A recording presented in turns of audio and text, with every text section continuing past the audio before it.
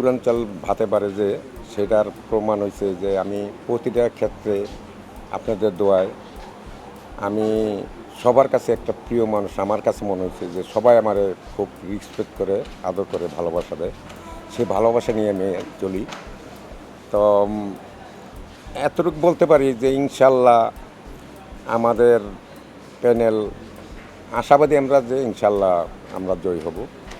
তো এই যে ভোটারদের ভালোবাসা, কেউ কেউ আমাকে উল্টা ঠান্ডা পানি দিচ্ছে, কেউ ঠান্ডা কোল্ড ড্রিঙ্কস দিচ্ছে, কেউ এই ভর্তা সেই ভর্তা এনে দিচ্ছে, মানে আমার যেন খারাপ না লাগে। কেউ আমাকে ডাবের পানি খাওয়াচ্ছে। এই যে একটা ভালোবাসা, এই ভালোবাসাটা তো আসলে ভোলার মতো না।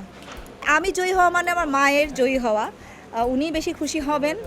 আর যদি জয়ী নাও হই, আল্লাহ না করুক, যদি জয়ী নাও হই, তারপরেও আমার মায়ের তো একটা মানে ভিতরে একটা শান্তির একটা ব্যাপার থাকবে যে না, আমার জন্য আমার মেয়েটা আসলে পারুক না পারুক তবুও তো সে কষ্টটা করেছে। বাপ্পা ভাই আমাদের মানে কি বলবো, আমাদের অ্যাডভাইজার বলতে পারেন।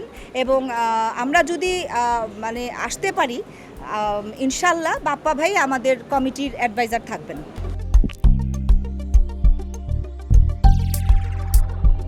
আমি কিন্তু স্টিল সিনিয়র সহসভাপতি এখন আছি।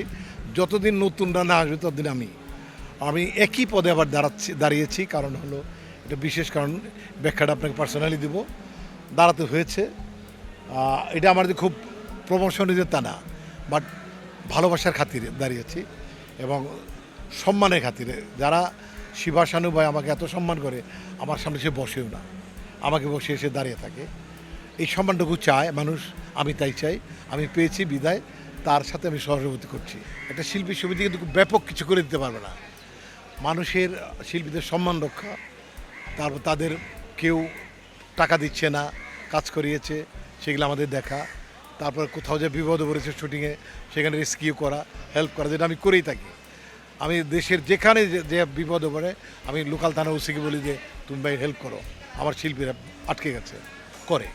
এটা আর হইলে আপনার শিল্পীরা অসুস্থ হয়ে যায়, যার চিকিৎসা করার ক্ষমতা থাকে না, এবং অনেক শিল্পী আছে যারা মেডিসিন কিনতে পারে না, তাদেরকে আমরা পাশে দাঁড়াই। এটা আমাদের দায়িত্ব মনে করি, এটা ভালোবাসার হাত বাড়িয়ে দিই।